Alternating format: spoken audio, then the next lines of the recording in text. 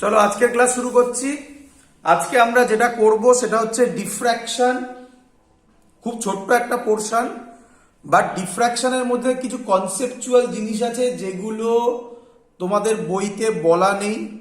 আমরা একটু বুঝে পড়বো নাকি মুখস্থ করব, তো ভালো করে বুঝবে সবাই। ডিফ্র্যাকশন হেডিং দেবে সবাই। আজকের টপিক ডিফ্র্যাকশন। প্রথমে লিখে নেবে, তারপরে একসাথে বোঝাবো। Diffraction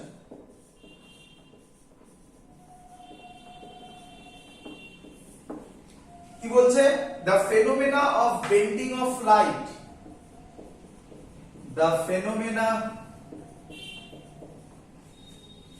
of bending of light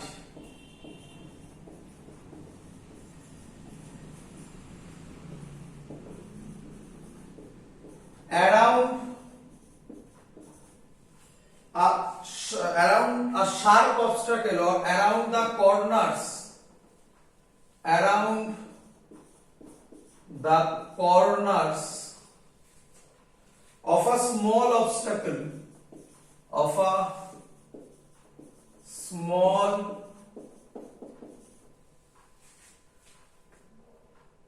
obstacles or apertures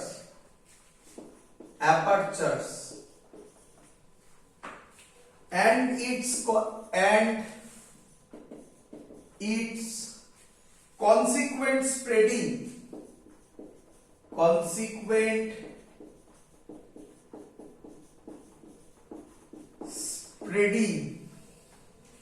into the regions of a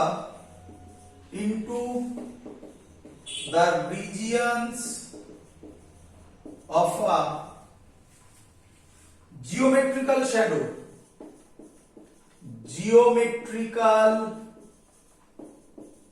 shadow is called diffraction of light. লিখে নেবে সবাই। হয়েছে লেখা? বলি চলো ভালো করে শুনবে, ইম্পর্টেন্ট ওয়ার্ড গুলো আগে বোঝো। আচ্ছা, তার আগে কিছু ছবি আঁকি, তাহলে একদম ক্লিয়ার হয়ে যাবে। ছবি আঁকি, ক্লিয়ার হয়ে যাবে। আচ্ছা, তোমরা আমাকে বলো, ধরো এরকম একটা ছবি হলো, এটা একটা শার্প অবস্ট্রাকল। ভাবো, আমি জানি শার্প অবস্ট্রাকল বলছি, কিন্তু অনেক বড় করে এঁকেছি, ছোট করে আঁকলে বুঝতে পারবে না, তার জন্য শার্প অবস্ট্রাকল। ধরো এখানে একটা লাইট আছে, সোর্স আছে, এটা স্ক্রিন। ভালো করে বোঝো। দেখো, ফিজিক্সের নরমাল কনসেপ্ট, যদি লাইট স্ট্রেট পাথে যেত তাহলে লাইট এইভাবে যেত। বলো বুঝলে কিনা?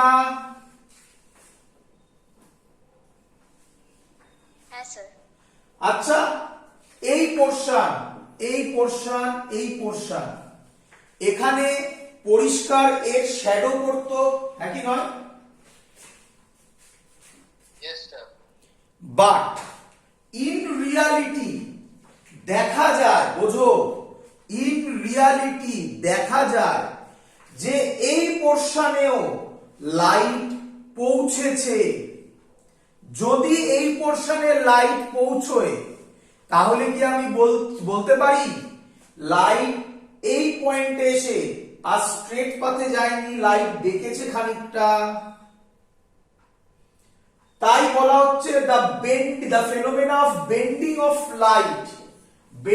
Of light around the corners of a small obstacle. এগুলোকে বলা হয় স্মল অবস্ট্রাকল।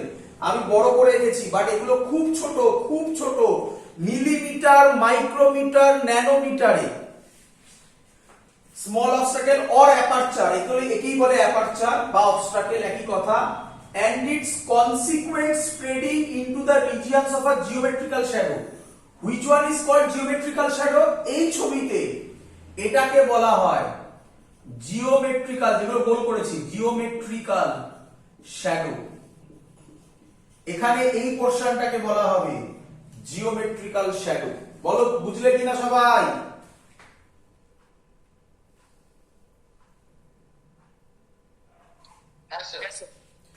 ছবিটা তোমরা এটাই এঁকে নেবে।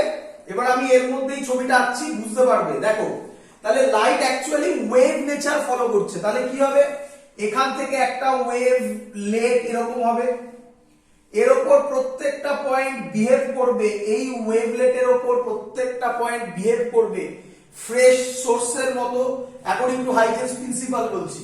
তাহলে এখান থেকে আবার ওয়েভ জেনারেট হবে, এই দেখো এখান থেকে আবার ওয়েভ জেনারেট হবে।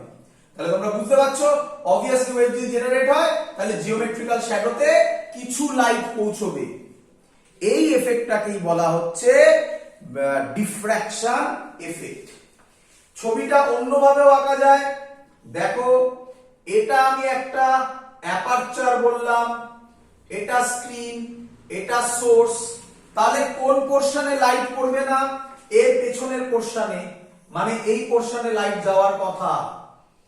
তাহলে কোন পোরশনে লাইট পড়বে না? এই পোরশনটাতে লাইট পড়ার কথা নয়। তাহলে এই পোরশনটাকে এখানে বলা হবে জিওমেট্রিক্যাল শ্যাডো। কিন্তু দেখা যাবে লাইট এখানে আসবে, তার মানে এখান থেকে আমরা বলতে পারি যে লাইটের বেন্ডিং হচ্ছে, জিওমেট্রিক্যাল শ্যাডো। দুটো ছবি তোমাদের সামনে করে দেখিয়েছি। ক্লিয়ার সবার এত অবধি? Yes sir. চলো এবার কোশ্চেন হচ্ছে, ডিফ্র্যাকশন কি আমরা সব সময় দেখতে পাবো? মানে আমি একটা শার্প অবস্ট্রাকেল নিলাম, এখান থেকে লাইট ফেললাম, তাহলে কি লাইটের বেন্ডিং দেখতে পাবো? অ্যান্সার হচ্ছে পাওয়ার কথা বা দেখতে তুমি তখনই পাবে যখন যে লাইট ফেলছো বা যে ওয়েভ ফেলছো, খুব জেনারেল কথা বলছি, যে ওয়েভ ফেলছো বা যে ওয়েভটা ইনসিডেন্ট হচ্ছে তার যা ওয়েভলেন্থ, এই যে অ্যাপারচার বা এই যে স্মল শার্প অবস্ট্রাকেল, আমি এটাকে বলতে পারি শার্প অবস্ট্রাকেল, পেনের ডগাটাকে 0.5 mm লেখা থাকে, এই শার্প অবস্ট্রাকেলে অর্ডার হতে হবে ওয়েভলেন্থ যে নিয়েছি তার অর্ডারে। যদি হয় তাহলে তুমি ডিফ্র্যাকশন এফেক্টটা বেশি দেখতে পাবে, যদি না হয় তাহলে কম দেখতে পাবে। তাহলে এখান থেকে একটা ইম্পর্টেন্ট পয়েন্ট হয়, খুব ইম্পর্টেন্ট কথা লিখে দিচ্ছি, ছবি ক্লিয়ার সবার মুছে দেবো।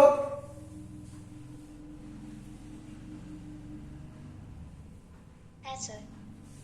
চলো তাহলে এখান থেকে একটা ইম্পর্টেন্ট পয়েন্ট হয়, কি ইম্পর্টেন্ট পয়েন্ট বলছে, ডিফ্র্যাকশন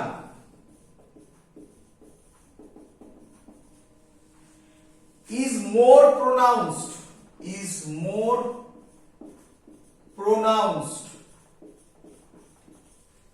মানে এফেক্ট খুব বেশি, if the size of the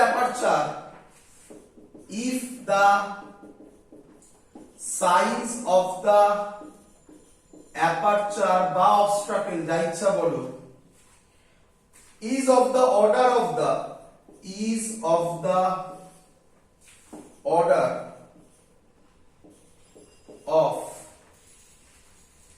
the wavelength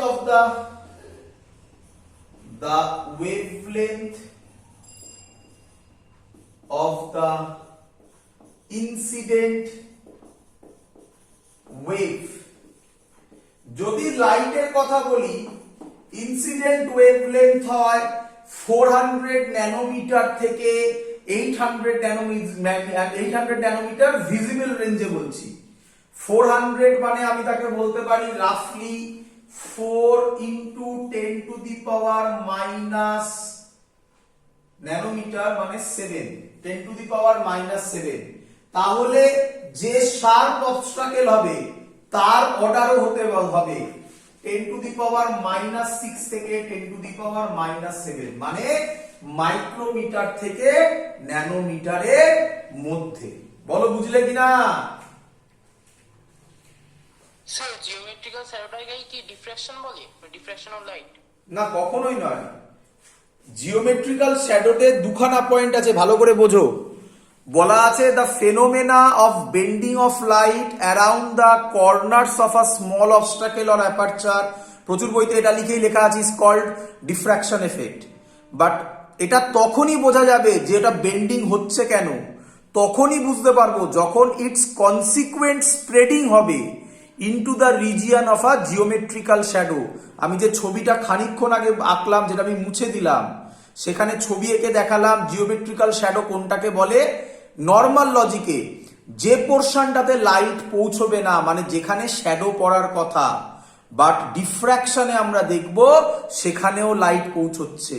তাহলে এখান থেকে আমরা কনক্লুশন বলতে পারি যে লাইটের শার্প অবস্ট্রাকেলের কাছে বেন্ডিং হচ্ছে। বোঝা গেছে? হ্যাঁ স্যার। তখনই ডিফ্র্যাকশন এফেক্ট প্রোনাউন্সড হবে বা ম্যাক্সিমাম হবে যখন তার অ্যাপারচারের সাইজ, যে লাইট বলবো না, যে ওয়েভটা পড়ছে তার ওয়েভলেন্থের অর্ডারে হয়। ওয়েভলেন্থের অর্ডারে লাইটের ক্ষেত্রে যদি আমি বলি তাহলে 4 × 10⁻⁷, 400 ন্যানোমিটারকে আমি ভাঙলে 4 × 10⁻⁷ হয়। তার মানে রাফলি অর্ডার মানে কি, একটু এদিক ওদিক, তার মানে রাফলি 10⁻⁻6 থেকে 10⁻⁷, এই অর্ডারে শার্পনেস যদি হয় তবেই আমরা ডিফ্র্যাকশন এফেক্ট ভালোভাবে দেখতে পাবো। এখান থেকে আরেকটা ইম্পর্টেন্ট কথা বলা যায়, বলো লাইটের ওয়েভলেন্থ ছোট না সাউন্ডের ওয়েভলেন্থ ছোট?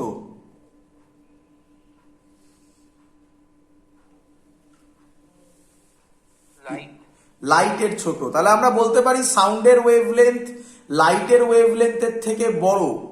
যদি সাউন্ডের ওয়েভলেন্থ লাইটের ওয়েভলেন্থের থেকে বড় হয় তাহলে আমরা বলতে পারি যে সাউন্ডের ক্ষেত্রে যে অ্যাপারচার সেটা অনেক বড় হলেও বেশি ভালো বোঝা যাবে ডিফ্র্যাকশন। তাই সাউন্ডে ডিফ্র্যাকশন ডেইলি লাইফ ফেনোমেনাতেও বোঝা যায়, হোয়ারএজ লাইটের ক্ষেত্রে যতক্ষণ না অবস্ট্রাকেল বা অ্যাপারচারের সাইজ খুব ছোট হচ্ছে ততক্ষণ পর্যন্ত বোঝা যায় না। ক্লিয়ার? সাউন্ডের ডিফ্র্যাকশনটা কোথায় হয়? সাউন্ডের ডিফ্র্যাকশন মানে, সাউন্ড মানে কি, যখন একটা লাইট সাউন্ড যাচ্ছে, যখন কোনো ইয়ের ওপর পড়বে, কি বলে, অবস্ট্রাকেলের ওপর পড়বে, আমরা জানি কি রিফ্লেকশন হয়। আর আজকে আমরা শিখছি যে সেখানে সাউন্ড ওয়েভ বেন্ডিংও হবে। এটাকেই বলবো ডিফ্র্যাকশন এফেক্ট। মানে কোথাও আমরা জোরে আওয়াজ শুনতে পাবো, কোথাও আমরা আস্তে আওয়াজ শুনতে পাবো। দেখতে পাবে এবার জোরে আওয়াজ আস্তে আওয়াজ মানে এখানেও আসবে ব্রাইট আর ডার্ক ফ্রিঞ্জ। ক্লিয়ার? হ্যাঁ স্যার। চলো এবার ডিফ্র্যাকশনকে দুভাগে ভাগ করা যায় জেনারেলি। কি কি আমি লিখে দিচ্ছি, সব নোট করে নেবে। দুভাগে ভাগ করা যায়। কি কি? একটা হচ্ছে ফ্রেনেলস ডিফ্র্যাকশন,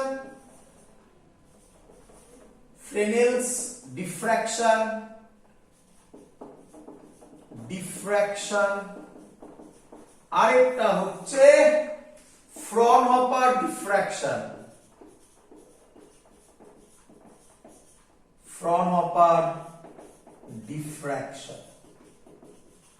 কোশ্চেন হচ্ছে what is the basic difference between Fresnel's diffraction and Fraunhofer diffraction. আমি একেবারে ডাইরেক্ট করে দিচ্ছি। ফ্রনহপার ডিফ্র্যাকশনটাকে কেউ কেউ বলে আবার single slit diffraction, Fraunhofer diffraction, আর কেউ কেউ বলে সিঙ্গেল স্লিট ডিফ্র্যাকশন। আমাদের সিলেবাসে শুধুমাত্র ফ্রনহপার ডিফ্র্যাকশন বা সিঙ্গেল স্লিট ডিফ্র্যাকশন এক্সপেরিমেন্ট আছে। ফ্রেনেলস ডিফ্র্যাকশন সিলেবাসে নেই, বাট আমরা ফ্রনহপার করব যখন ফ্রেনেলস এর ডিফারেন্সও আরামসে বুঝতে পারবো। ক্লিয়ার এত অবধি? হ্যাঁ স্যার। লিখে নেবে। নাম্বার 1 পয়েন্ট কি বলছে, আমি ফ্রনহপার যখনই বুঝিয়ে দেবো তুমি আরামসে ফ্রেনেলস বুঝে যাবে। আপাতত আগে লিখে নাও কি বলছে source and screen source and screen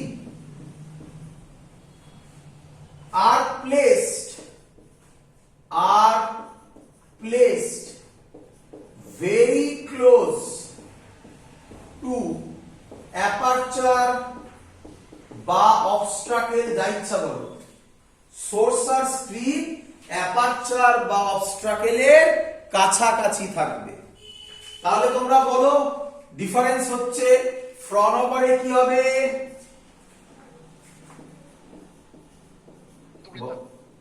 বলো কি হবে source and screen are at infinite distance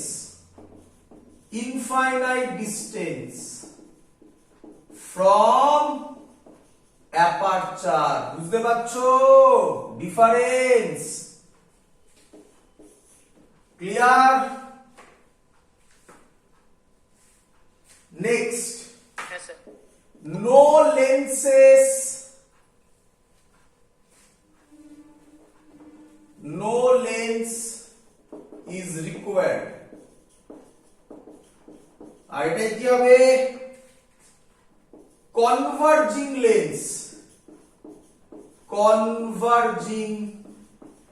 lens are used clear চিন্তা করো না আমি ফ্রন্ট অপারের সব পয়েন্ট করে করে দেখাবো ফ্রন্ট অপারের সব পয়েন্ট করে করে দেখাবো এখন আগে লিখে নাও নোটগুলো ক্লিয়ার এত অবধি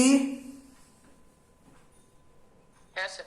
লাস্ট পয়েন্ট লেখো কি লাস্ট পয়েন্ট বলছে ইনসিডেন্ট ওয়েভ ফ্রন্ট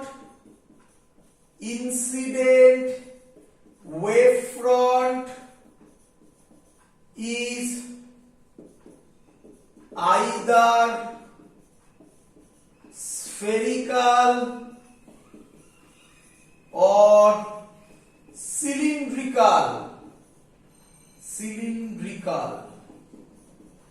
তাহলে আরেকটাই পড়ে থাকলো স্ফেরিক্যাল সিলিন্ড্রিক্যাল আরেকটা কি পড়ে থাকে তাহলে এখানে কি হবে ইনসিডেন্ট ওয়েভ ফ্রন্ট কি হবে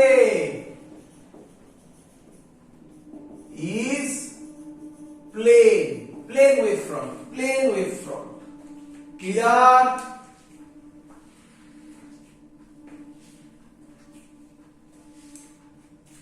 Yes, sir.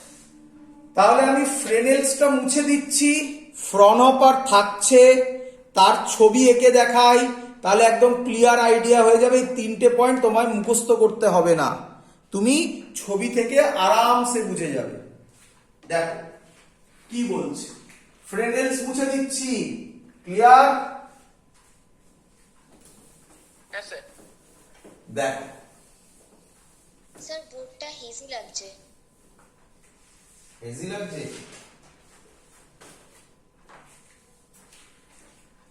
বোর্ড হেজি লাগছে চলো দেখো ছবিটা কিরকম হবে ছবিটা হচ্ছে প্রথমে কথা হচ্ছে আগে অ্যাপারচার মানে তো আমি উপরেই লিখেছি সিঙ্গেল স্লিট একটু মনে করে দেখো কারণ আমরা আজকে টপিক শেষ করব কি হবে last topic difference between Young's double slit experiment and diffraction single slit experiment তার মানে সহজ কথা আগে আমরা যে ইন্টারফিয়ারেন্স পড়েছিলাম তাতে দুটো স্লিট ছিল এখানে একটাই স্লিট এবং সেটাই অ্যাপারচার বুঝতেই পারছো স্লিট মানে কত ছোট হবে আমি আইডিয়া দিয়ে দিয়েছি আগের কথায় মাইক্রোমিটার ন্যানোমিটারে হবে বাট আমি বড় করে আঁকছি নয়তো বোঝাতে পারবো না এটা হলো আমার অ্যাপারচার সে এটা শার্প অ্যাপারচার দেখো সিঙ্গেল স্লিট হলো দেখো এটাকেই বলবো সিঙ্গেল স্লিট ক্লিয়ার সবার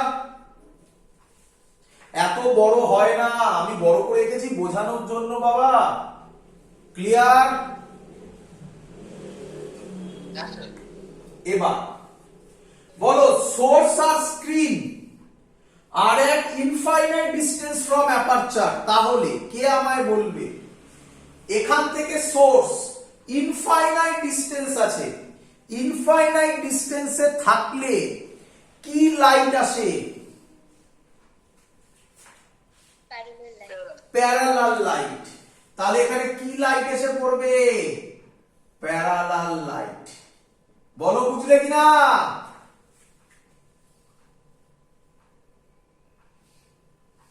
হ্যাঁ স্যার। কিন্তু প্র্যাকটিক্যালি যদি আমরা এটা করতে চাই তাহলে ল্যাবরেটরিতে করব কিভাবে? ইনফাইনাইট ডিস্টেন্স থেকে কিভাবে আনবো লাইট? তখন বলছে তাহলে এক কাজ করো, একটা লেন্স ইউজ করো। কি লেন্স? Converging lens. আর সোর্সকে তার ফোকাসে রাখো, এটা সোর্স, তাহলে সেখান থেকে প্যারালাল লাইটই বেরোবে। তাহলে সোর্স এর ফোকাসে আছে। দেখো মিলে গেল কিনা? সোর্স স্ক্রিন হয়নি, তাহলে আগে স্ক্রিনটা বুঝিয়ে দিই, তাকাও। যদি যদি এই কি বলে অ্যাপারচার না থাকতো তাহলে লাইট কিরকম যেত? এরকম। বলো এরা কোথায় মিট করবে? স্ক্রিনে। কি বলছিস? কি লাইট? প্যারালাল। প্যারালাল লাইট স্ক্রিনে কি করে মিট করবে? ইনফাইনাইট। ইনফাইনাইটে মিট করবে। তার মানে স্ক্রিন কোথায় আছে? ইনফিনিটিতে। তাহলে আবার ল্যাবরেটরিতে কিভাবে করব? চালাকি, আবার একটা লেন্স ভাবো, আবার একটা লেন্স ভাবো। এবার এখানে স্ক্রিন দিয়ে দাও, এটাই স্ক্রিন করে দিই। হ্যাঁ, এটাই স্ক্রিন করে দিই, ঝামেলা চুকে যাবে। আচ্ছা ঠিক আছে, কাছে করলাম স্ক্রিন।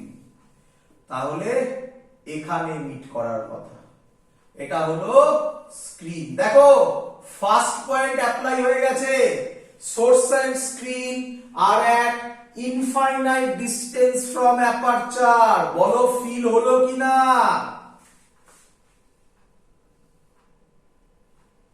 হ্যাঁ স্যার। সেকেন্ড পয়েন্টে অ্যাপ্লাই হয়ে গেছে। দেখো কনভার্জিং লেন্স আর ইউজড। কি রে?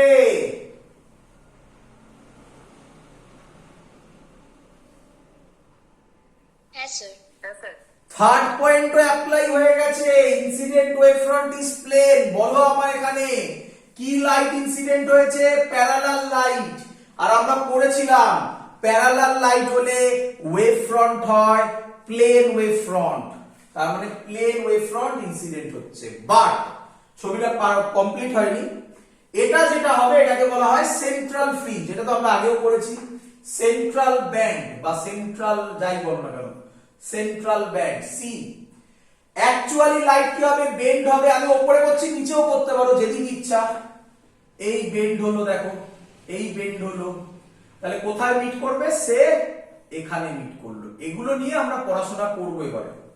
এই যে আঁকাটা আমি আঁকলাম, দেখবে তোমাদের বইতে আঁকা আছে, এটাকেই বলা হয় সিঙ্গেল স্লিট ডিফ্র্যাকশন এক্সপেরিমেন্ট। এবার এটা নিয়েই আমরা পুরো কাজ করব। ভালো করে এই জায়গাটাকে নজর দাও, ভালো করে এটাকে নিয়ে আমরা কাজ করব। বলো এইটাকে কি বলা হয়? এই যে লাইনটা টানলাম এটাকে কি বলা হয়?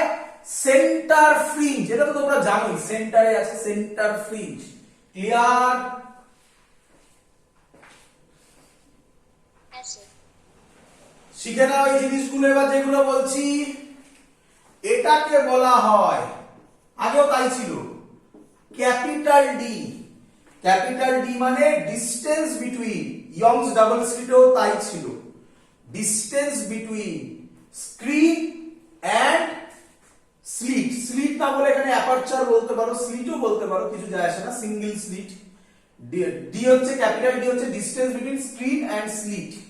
আর এই যে অ্যাপারচারের ডিসটেন্সটা মানে লেন্থটা, এটাকে এখানে বলা হয় এ, স্মল এ। স্মল এ কে বলা হয় স্লিট উইডথ। এটাই একটু আলাদা। এটা ওয়াইডিএসি তে ছিল না।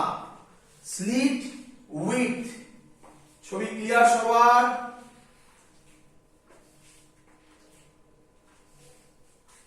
হ্যাঁ স্যার।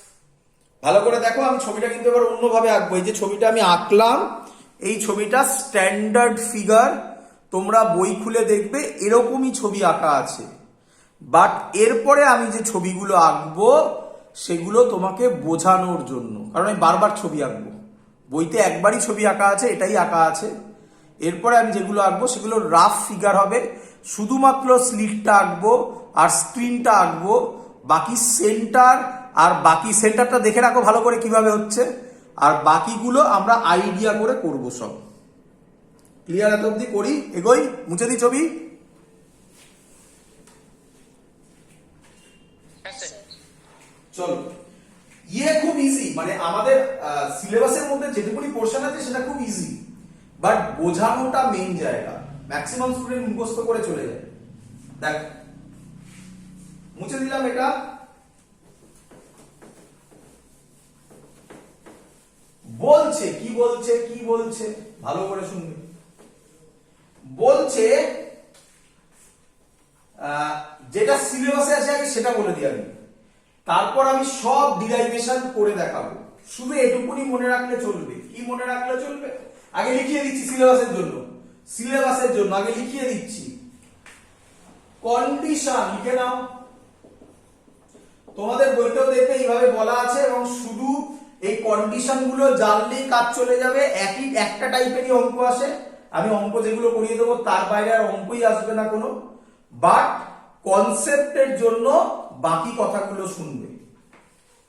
কি বলছে? কন্ডিশন ফর মিনিমাম, মিনিমাম ওয়াইডিএসির মতো নয়, ওয়াইডিএসির উল্টো বলতে পারো। কেন উল্টো বলছি? বাট না, ওয়াইডিএসির উল্টো বলা যায় না। ভালো করে শোনো আমার কথাগুলো। ওয়াইডিএসির উল্টো বলতে পারো পার্শিয়ালি, 100% উল্টো নয়। কেন? দেখো, কন্ডিশন ফর মিনিমাম, প্রথমেই এলাম condition for minimum.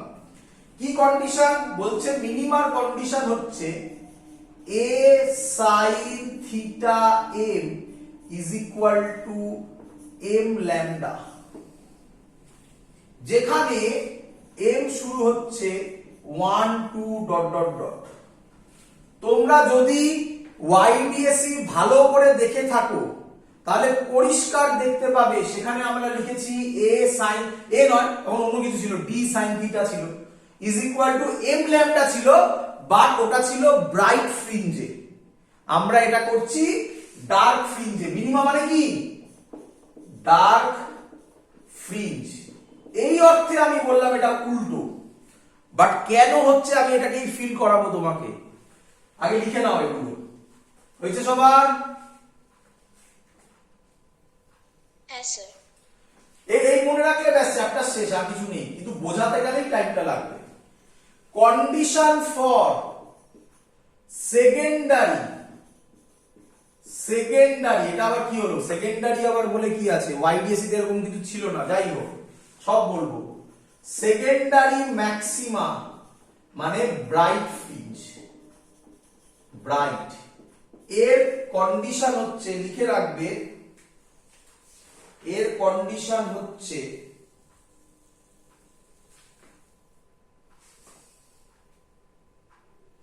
a sin theta m is equal to 2m plus 1 lambda by 2। ব্যাস, মেইনলি এখান থেকেই অঙ্ক আসে, মেইনলি এটা থেকেই অঙ্ক আসে। এটাও দিতে পারে মাঝে মাঝে, বাট এই ডিরাইভেশন তোমাদের সিলেবাসে নেই, ডিরাইভেশন আসে না। কিন্তু আমি যদি না বলি, দেখো কারোর মাথায় কিছুই ঢুকলো না, কি বললেন a sine theta M M lambda, যা ইচ্ছা হয়ে গেল। আমি বোঝাবো, আগে লিখে নাও, ব্যাস চ্যাপ্টার শেষ বলতে পারো, গল্প শেষ। হয়েছে সবার এত অবধি লেখা?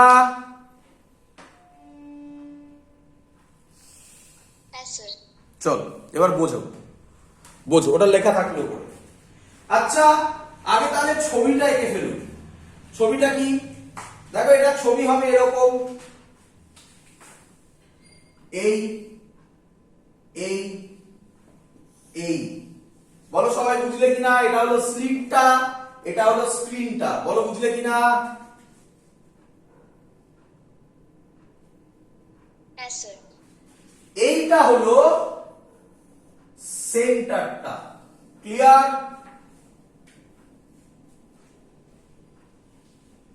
Yes, sir. তাকাও এবারে, বোঝো ভালো করে।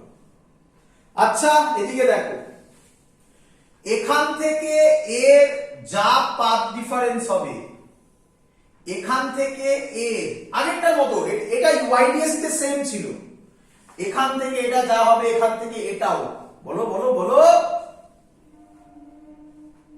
Same হবে। সেম হবে।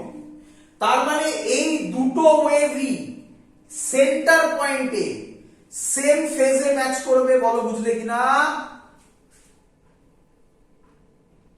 Yes, sir. আর সেম ফেজে ম্যাচ করলে আমরা জানি সেটা ব্রাইট ফ্রিঞ্জ হবে।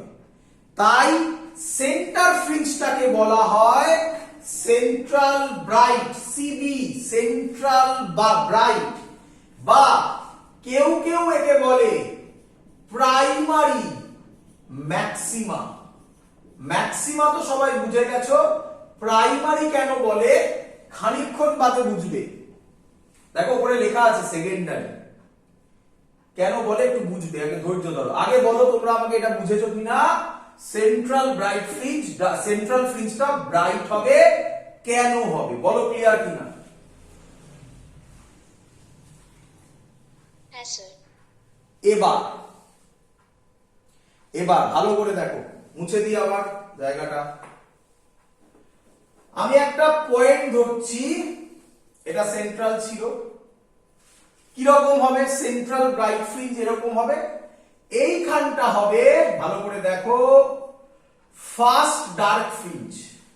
অবভিয়াসলি এর তলাতেও একই ভাবে হবে ফার্স্ট ডার্ক ফ্রিঞ্জ। দাঁড়াও ধৈর্য ধরো, শোনো আগে কেন হবে, কেন ফার্স্ট ডার্ক ফ্রিঞ্জ এইখানে হবে এবং তার ইকুয়েশন কি হবে, তাকাও। আচ্ছা আমাকে বলো আগে, এই ডিসটেন্সটা আমরা কত ধরেছি?